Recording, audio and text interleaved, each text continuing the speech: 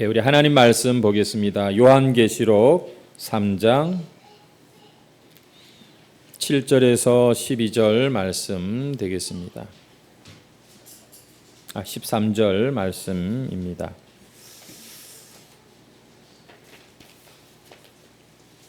요한계시록 3장 7절에서 13절 말씀입니다. 빌라델비아 교회에 주시는 하나님의 말씀입니다. 다 찾으신 줄 알고 우리 함께 합독해서 읽도록 하겠습니다. 빌라델비아 교회의 사자에게 편지하라. 거룩하고 진실하사 다윗의 열쇠를 가지시니 곧 열면 닫을 사람이 없고 닫으면 열 사람이 없는 그가 이르시되 볼지어다 내가 내 앞에 열린 문을 두었으되 능히 닫을 사람이 없으리라. 내가 내 행위를 아노니 네가 작은 능력을 가지고서도 내 말을 지키며 내 이름을 배반하지 아니하였도다.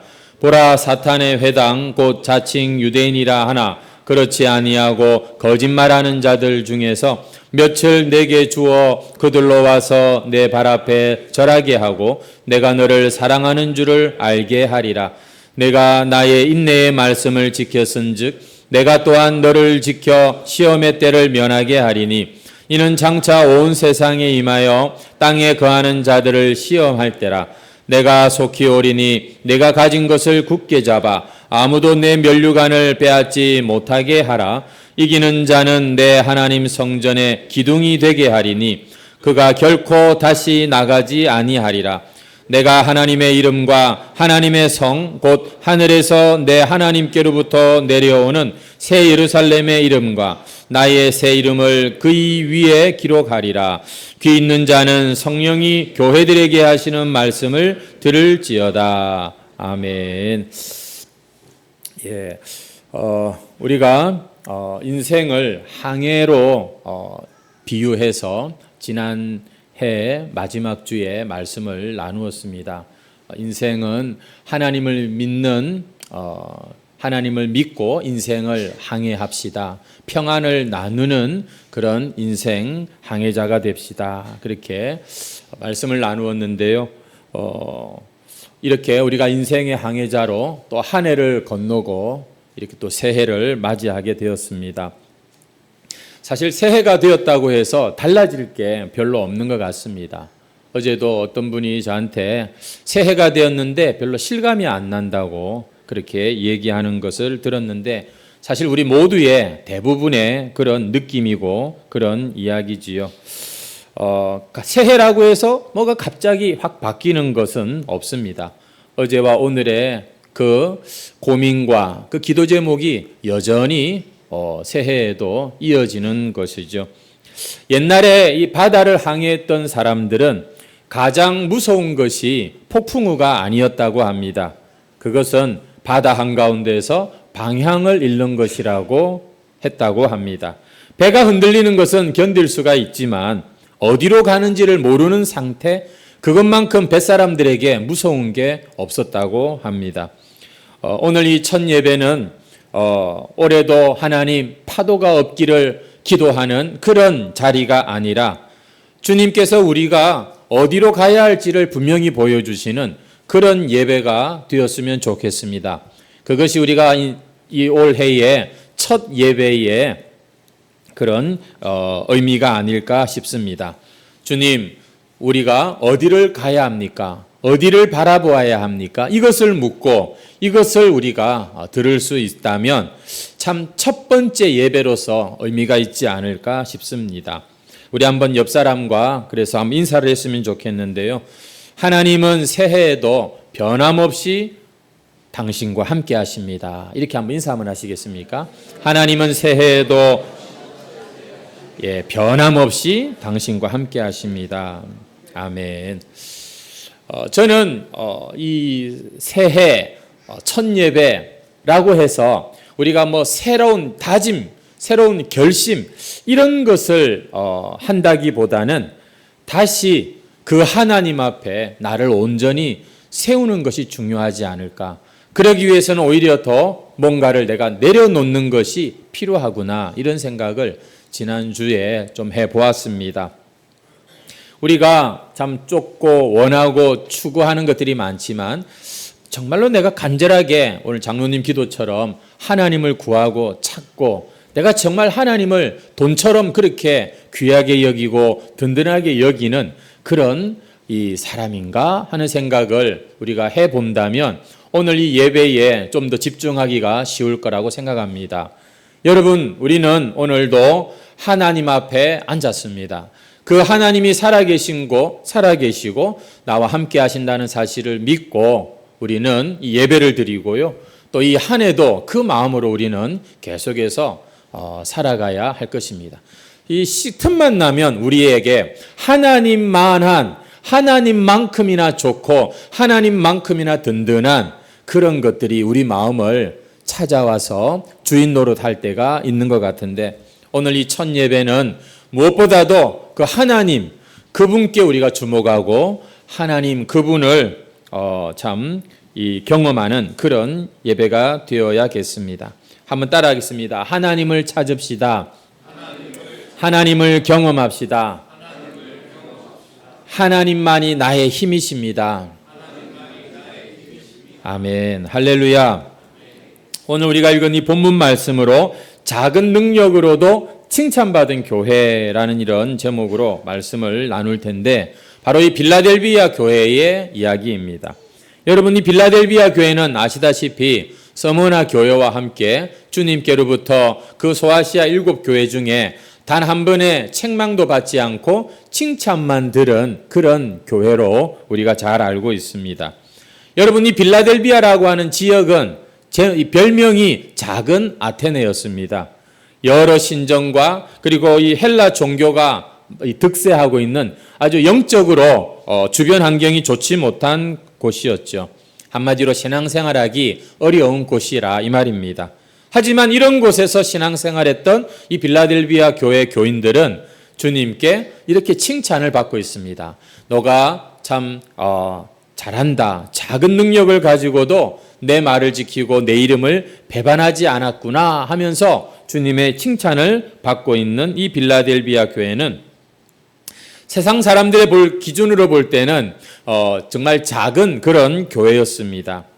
아마 그 교회를 구성하는 사람들 자체가 노예들이나 아니면 가난한 그런 이 사회의 그런 하위층 사람들로 구성된 교회, 그런 교회였던 것이죠. 그런데 이 교회가 보니까 대단히 큰 장점이 있는데 그게 8절 말씀을 다시 보시면은 그런 말씀이 나옵니다. 내 말을 지키며 내 이름을 배반하지 아니하였다. 아무리 상황이 어렵고 힘들어도 비록 자기들의 힘이 약하여도 그러나 주님의 말씀을 지키고 주님의 이름을 배반하지 않았다는 겁니다. 이것이 작은 능력의 교회였지만 주님의 칭찬을 받는 그들의 비결이었던 것이죠. 그런데 오늘날도 보면 그런 것 같습니다. 내가 난대하는 사람들, 뭔가 믿을 구석이 있는 사람들 치고 주님 앞에 신실한 사람 찾기가 쉽지가 않습니다. 하나님을 정말로 끝까지 붙들고 끝까지 흔들리지 않는 사람들의 특징이 뭐냐면 자기가 부족하다는 것을 깨닫는 사람입니다. 정말 주님의 은혜가 아니고서는 나는 아무것도 아니고 난 아무것도 할 수 없다라고 하는 이 사실을 뼈저리게 느끼는 사람, 그 사람들이 보면 전적으로 주님을 의지하기가 훨씬 유리하다는 것이지요. 그래서 이 빌라델비아 교회는 사실 그들의 작은 능력 때문에 주님의 칭찬을 많이 받은 그런 교회라고 하겠습니다. 성도 여러분, 여러분의 결핍과 연약함이 주님을 더 간절히 찾고 의지하는 그런 인생의 기회가 되시기를 축복합니다. 어디 로또 한번 걸리면 참 좋겠고 나의 인생에 정말 돈벼락을 좀 내가 맞았으면 좋겠고 내가 원하고 바라는 것들을 다 갖추면 인생이 행복할 것 같습니까? 그렇지 않습니다. 여러분, 우리의 그 연약함 때문에 더 하나님을 찾아 나오게 되고 나의 그 기도 제목이 올해에도 여전하지만 여러분, 그것 때문에 우리가 주님의 이름을 부른다면 우리 주님께서는 우리의 그 기도에도 응답하시고 또 당신의 그 생명과 그 상급도 우리에게 허락하시는 것이죠. 오늘 이러한 빌라델비아 교회에게 주님께서 주시는 약속의 말씀은 오늘 8절을 다시 보시면은 볼지어다 내가 내 앞에 열린 문을 두었다라고 말씀하고 계십니다. 여러분이 열린 문이라고 하는 것은 문을 열어두었다는 그런 의미가 되겠습니다. 예수님께서 이 빌라델비아 교회 사자에게 편지 쓰라고 사도인에게 말씀하신 예수님께서 그 빌라델비아 교회 앞에다가 문을 열어놓았다는 것입니다. 여러분, 이 예수님, 그 문을 여신 예수님은 7절을 한번 보시면은 다윗의 열쇠를 가지신 분이라고 기록하고 있습니다. 그러면서 문을 열면 닫을 사람이 없고 닫으면 열 사람이 없다라고 기록하고 있는 것을 봅니다.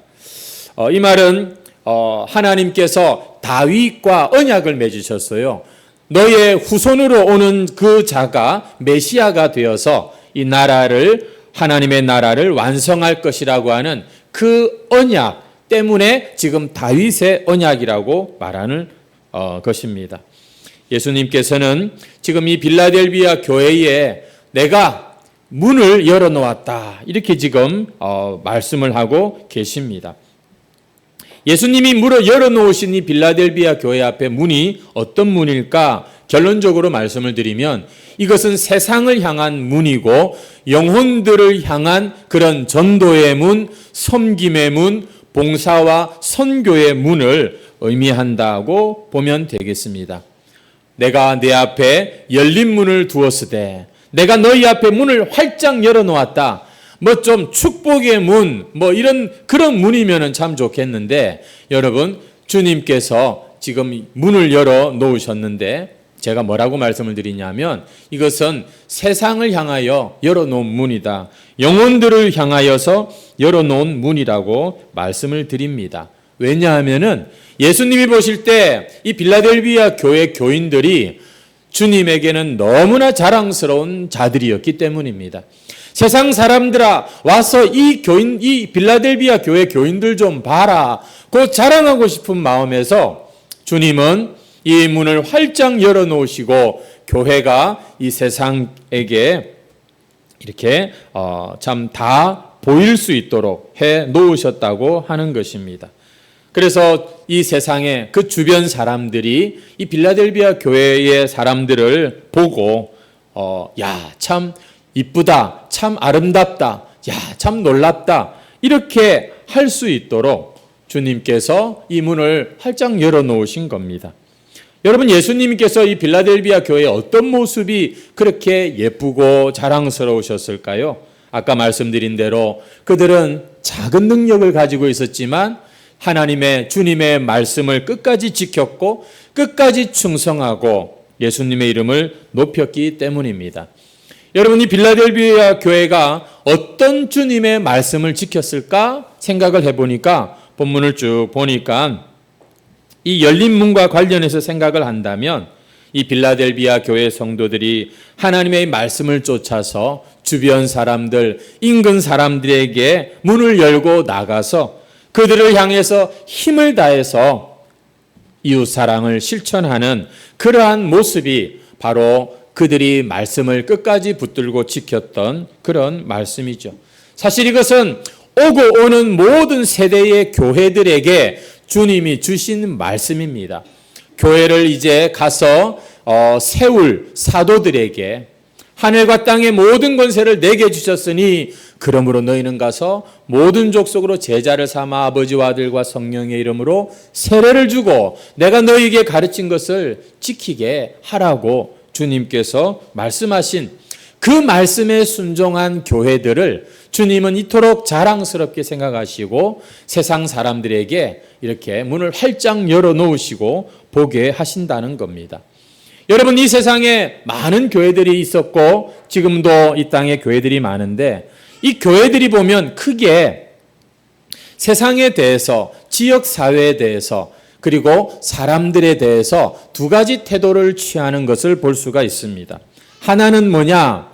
야, 교회는 거룩한 것이고 세상은 죄가 우글우글대는 그런 악한 곳이니까 이 교회의 문단속을 잘해야 돼. 이 교회가 저 세상에 더러운 것, 부정부패, 악한 것들이 들어오지 못하도록 잘 교회를 지켜야 돼. 그래서 성도들이 이 세상에 물들지 않도록 보호하는 데만 주력하는 그런 교회들이 있습니다. 그래서 세상과의 분리를 강조하고 교회를 더 교회답게 하려는 그런 어떤 움직임이겠죠. 하지만 또 반대로 보면은 교회가 계속해서 문을 열고 세상을 향해서 들어가도록 나아가도록 하는 그런 교회들이 있습니다.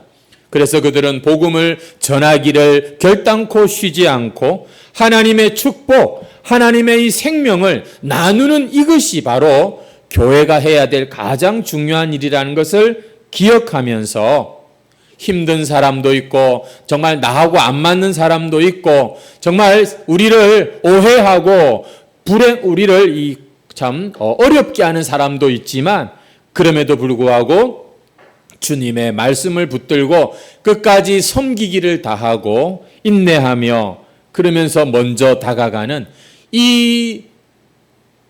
이것이 또 하나의 교회의 그런 모습입니다. 여러분들 생각에는 어떤 교회의 모습이 성경적인 교회의 모습이고 주님께서 이렇게 기뻐하고 칭찬하시는 교회의 모습이라고 생각하십니까? 오늘 본문은 분명하게 말씀합니다.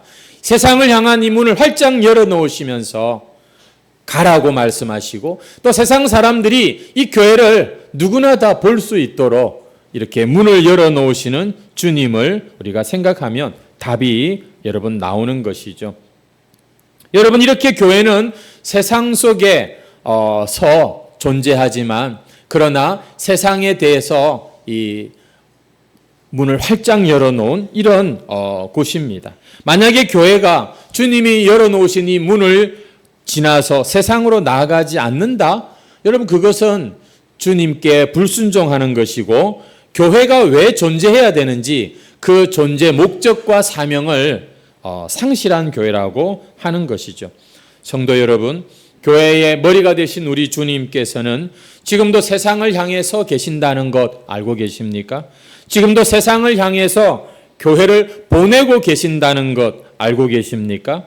그렇습니다. 주님은 지금도 주님의 당신의 몸된 이 교회를 세상 가운데 보내시면서 당신이 이루어 놓으신 이 세상의 모든 죄와 저주와 사망과 이 모든 고통의 문제를 해결하신 십자가의 그 복음으로 영혼을 살리고 세상을 변화시키기를 원하고 계십니다. 그래서 이 주님의 뜻에 온전히 순종하고 함께 동역할 그런 교회가 주님에게는 참 필요하고 또 주님에게는 너무나 자랑스러운 당신의 몸된 교회인 것이죠. 그런 차원에서 교회가 변질될까봐 타락할까봐 세속화될까봐 두려워서 문을 꼭꼭 걸어 잠그고 그냥 우리끼리 교인들 보호한다 하는 데만 급급한 그런 교회라면 여러분 그 교회가 계속해서 거룩을 유지할 수 있을까요? 아닙니다. 오히려 그 안에 더 부패하고 악한 것들로 인하여서 교회의 참모습을 상실하고 말 것입니다. 교회는요 세상 가운데 내놔야지, 교회는요 안 믿는 사람들 가운데 있어야지 사실은 진짜 교회다워진다는 것 아십니까?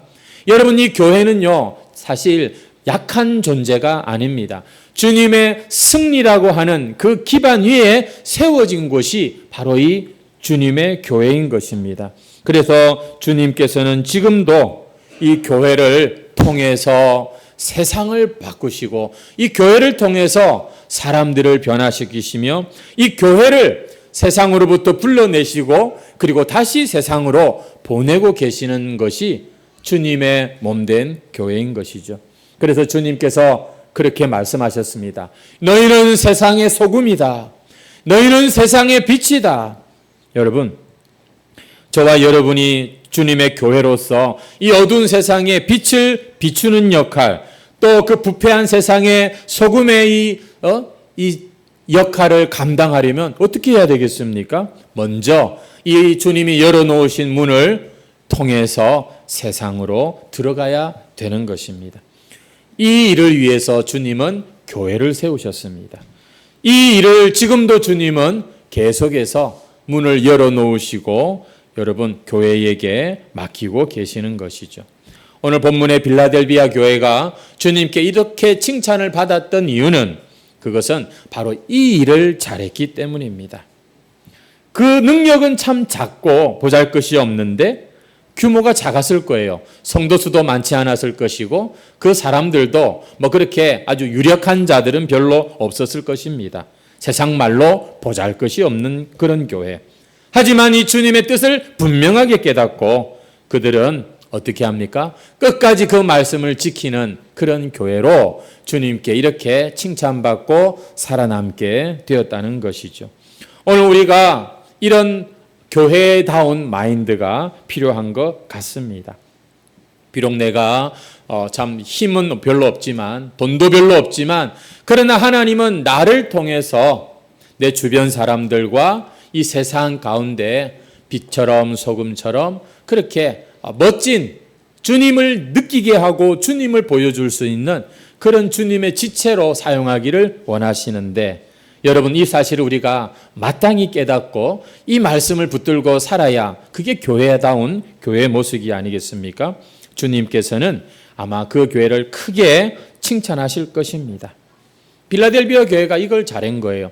빌라델비아라고 하는 이름이 보니까 형제사랑이라는 이름 뜻인데 그 이름에 걸맞게 자기들을 힘들게 하는 그런 사람들도 그렇게 형제처럼 사랑으로 대했던 것이죠. 이러한 빌라델비아 교회를 주님께서 칭찬하시고 축복하시는 말씀입니다. 우리 한번 9절 말씀 한번 같이 한번 읽겠습니다. 시작. 보라 사탄의 회당 곧 자칭 유대인이라 하나 그렇지 아니하고 거짓말하는 자들 중에서 며칠 내게 주어 그들로 와서 내 발 앞에 절하게 하고 내가 너를 사랑하는 줄을 알게 하리라. 여러분 이 말은 이 빌라델비아 교회를 칭찬하시면서 그들에게 축복하시는 주님의 말씀인데 어떤 축복이냐면 너희를 힘들게 하고 괴롭혔던 그 유대인 중에 몇 명이 너희들에게 와서 너희들을 보고 절하고 또 하나님의 사랑받는 자인 것을 알게 하리라. 이렇게 지금 말씀을 하고 있다는 것입니다.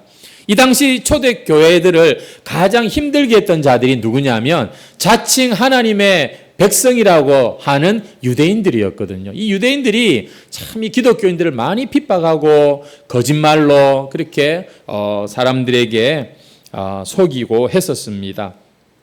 그런데 그들 가운데 몇 사람이 회개하고 돌아선다. 이게 어떻게 가능합니까?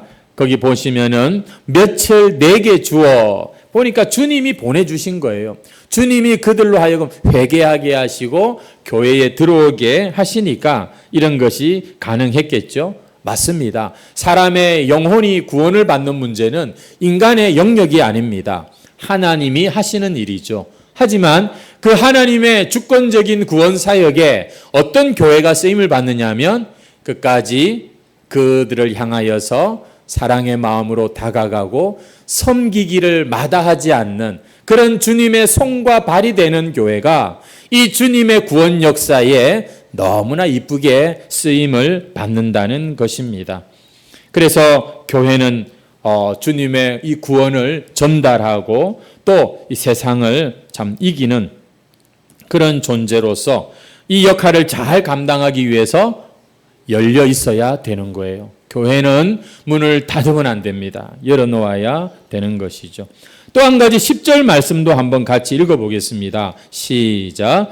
내가 나의 인내의 말씀을 지켰은즉 내가 또한 너를 지켜 시험의 때를 면하게 하리니 이는 장차 온 세상에 임하여 땅에 거하는 자들을 시험할 때라. 하나님께서 이 빌라델비아 교회에게 축복의 말씀을 주시는데 어떤 말씀이냐면은 인내의 말씀을 지켰은즉 내가 또한 너를 지켜 시험의 때를 면하게 하겠다. 여러분 이 말은 뭐냐면 시험의 때를 피하게 하겠다는 말이 아니라 그 시험의 때를 능히 극복하고 승리하게 하겠다는 그런 말이 되겠습니다. 어떤 교회가 이렇게 시험의 때를 극복하고 승리할 수가 있는가라고 할 때 빌라델비아 교회처럼 여러분 세상을 향하여서 힘들고 어려워도 활짝 열린 이 문을 가지고 나아가는 교회가 여러분 시험도 이기고 승리할 수 있다는 것이지요. 세상을 섬기는 이 사명을 감당하는 교회만이 더욱더 건강한 교회고 승리하는 교회가 될 수 있다는 것입니다. 이 뇌과학자로 유명한 이 장동선 박사라고 하는 분이 있습니다. 그분의 유튜브 보니까 많이 있던데 이분이 그런 말을 하는 것을 제가 들었습니다. 저도 유튜브를 보고 알게 된 건데 이분이 그러더라고요. 현대 이 뇌과학에서 여러 가지 했던 이런 실험 중에 이런 게 있었습니다. 60세 이상의 자원봉사하시는 분들을 이제 실험을 했어요. 그들에게서 어떤 결과를 얻었는가? 60세 이상의 자원봉사자들입니다. 그러니 뭐 여기저기에서 이제 봉사의 일을 하는 그런 분들이죠. 그 봉사의 일을 하면서 그분들의 이 전두엽이라고 하는 것은 인지 능력, 학습 능력을 맡은 그런 기관인데 전두엽의 기능이 향상되더라는 것입니다. 그리고 공감 능력이 증가하고 그들의 스트레스가 감소되는 것을 느꼈다는 거예요. 60세 이상의 노인들인데 뭘 했을 때요? 자원봉사. 그들이 누군가를 아무 대가 없이 그렇게 봉사의 일을 하였을 때 그러면서 그분이 그런 말을 합니다. 의욕이 있어서 행동하는 것이 아니라 행동을 했더니 의욕이 생기고 이런 이 마음의 변화들이 따라오더라는 그런 것이지요.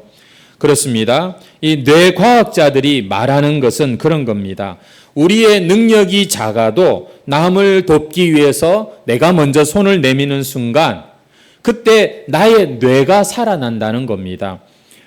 행복 호르몬이라고 하는 세로토닌과 사랑 호르몬이라고 하는 옥시토신 이런 것들이 증가하는 것을 자기들이 그렇게 확인했다는 것이에요.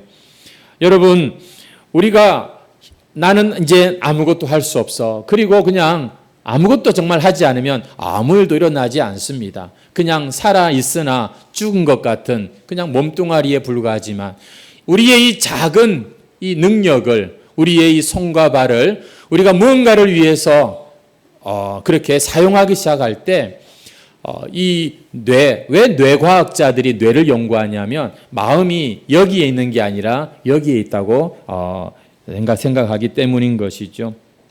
오히려 그 봉사의 일을 하면서 야, 참 행복하다. 사람과의 연결감을 느끼는 이 옥시토신, 사랑 호르몬이 생겨나고 이 정도면 살만하구나. 참 좋다. 이렇게 느끼게 하는 이 세로토닌이 증가하는 이런 결과를 보았다는 것이죠. 여러분, 교회가 문을 걸어 잠그고 폐쇄적이 되고 재정이 어디 있나? 우리가 일할 사람이 어디 있나? 이렇게 되면 그 교회는 점점 위축되고 쇠약하고 나중에 그냥 들어 누울 수밖에 없을 것입니다. 하지만 힘은 좀 들지만 피곤하지만 한번 우리가 해보자. 우리가 한번 주님의 이 말씀을 끝까지 지켜보자. 이런 마음을 우리 다 같이 먹고 힘을 모으게 되면은 여러분 교회는 우리가 생각하는 것보다 훨씬 잠재력을 가지고 있는 곳입니다. 주님의 생명이 있고 약속이 있는 곳입니다. 주님은 우리를 통해서 이 교회, 이 세상을, 이 사람들을 변화시키겠다고 하십니다. 주님은 우리를 이렇게 계속해서 보내시는데 우리는 그냥 여기가 좋사오니 하고 버티고 내 그 익숙한 그 자리에만 앉아 있다면 여러분 올해 또 새해가 아니라 그냥 또 똑같은 해로 그냥 끝나고 마는 것이지요. 우리가 살면 얼마나 더 살겠습니까? 여러분 오늘 우리에게 주어진 이 시간과 기회들을 정말 내가 하나님의 나라와 그 영혼들을 위해서 한번 값지게 쓰임을 받고 싶다. 여러분 이런 소원을 가지고 우리가 오늘 첫 예배를 출발해야 되지 않겠나 싶습니다. 그런 차원에서 주님께서 오늘 이 말씀은 너무나 우리에게 꼭 맞는 말씀이 아닙니까? 내가 이 해광교회의 문을 열어놓았다. 내가 열린 문을 너희 앞에 두었으니 어떻게 하라는 겁니까? 가거라. 그리고 세상 사람들이 너희들의 이 예쁘고 아름다운 모습을 좀 보았으면 좋겠다. 우리는 힘들거나 상처를 받거나 지쳤을 때 이런 말을 스스로 하게 됩니다. 어차피 세상은 혼자 사는 거야.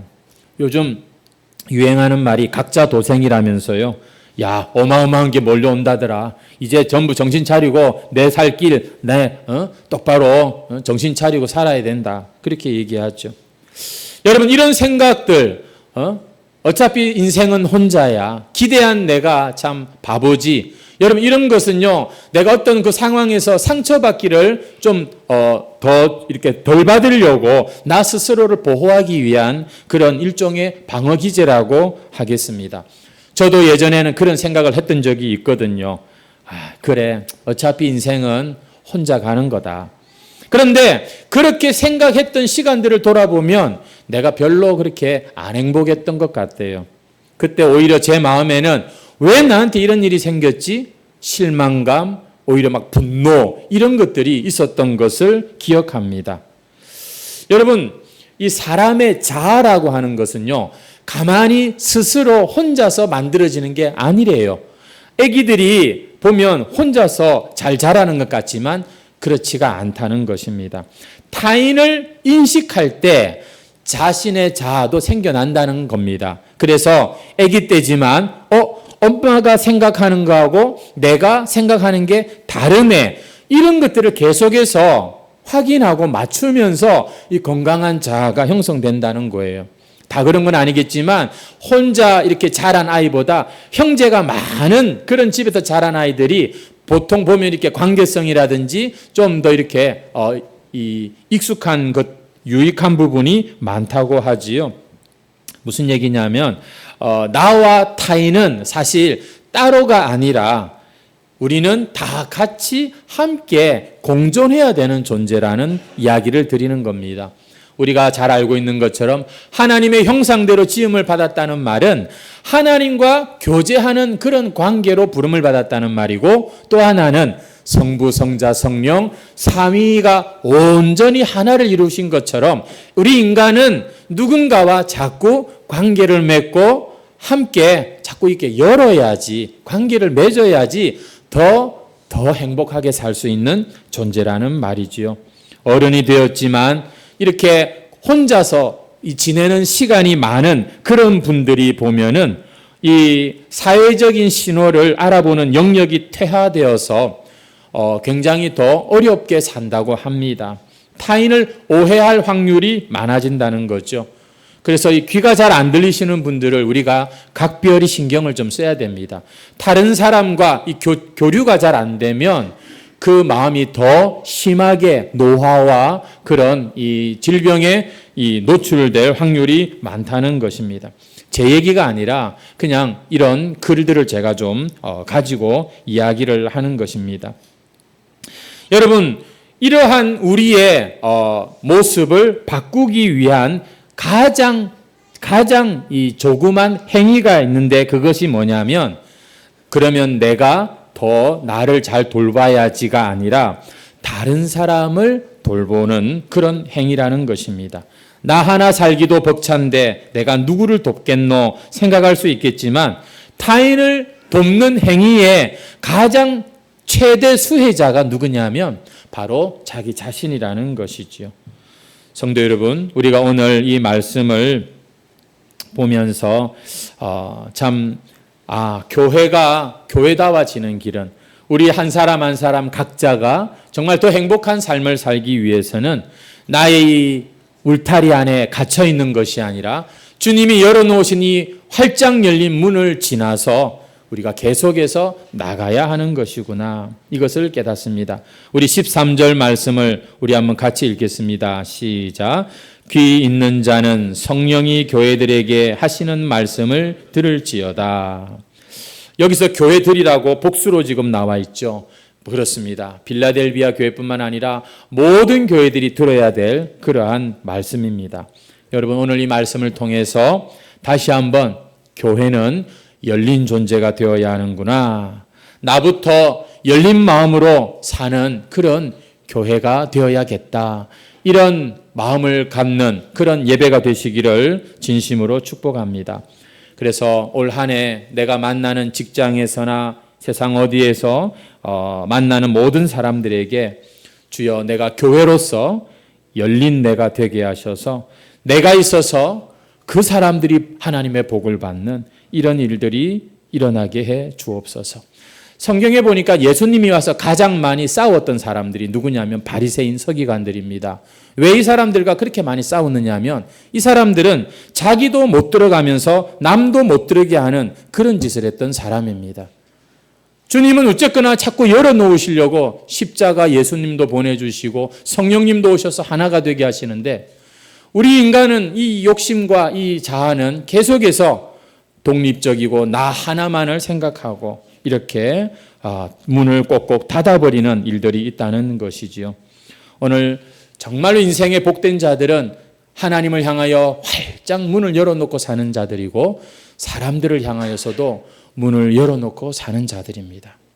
아멘이십니까?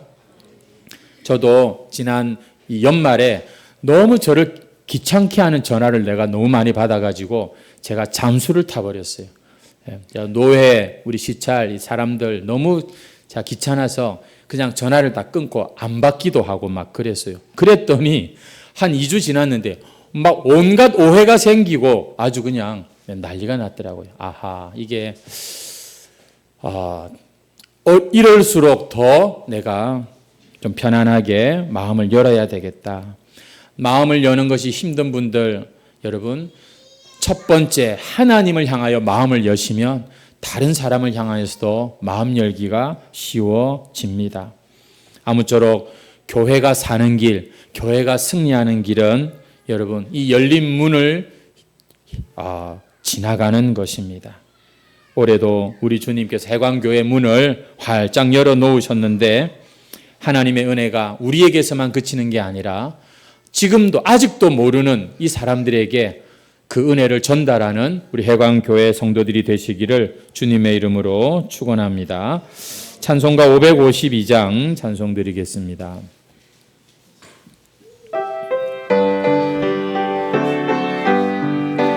아침 해가 돋을 때 만물 신선하여라. 나도 세상 지낼 때에 햇빛 되게 하소서. 주여 나를 도우사 세월 호송 안고서 어두운 세상 지낼 때 햇빛 되게 하소서. 새로운 광음을 보람 있게 보내고 주의 일을 행할 때에 햇빛 되게 하소서. 주여 나를 도우사 세월 호송 안고서 어두운 세상 지낼 때 햇빛 되게 하소서. 한 번 가고 안 오는 빠른 광은 지날 때 귀한 시간 바쳐서 햇빛 되게 하소서. 주여 나를 도우사 세월 호송 안고서 어두운 세상 지낼 때 햇빛 되게 밤낮 주를 위하여 몸과 마음을 드리고 주의 사랑 나타내 햇빛 되게 하소서. 주여 나를 도우사 세월 호송 안고서 어두운 세상 되게 하소서. 아멘. 자, 우리 한번 기도하겠습니다. 오늘도 우리가 말씀을 기억하시면서 오늘 주님의 뜻을 분명히 깨달았습니다.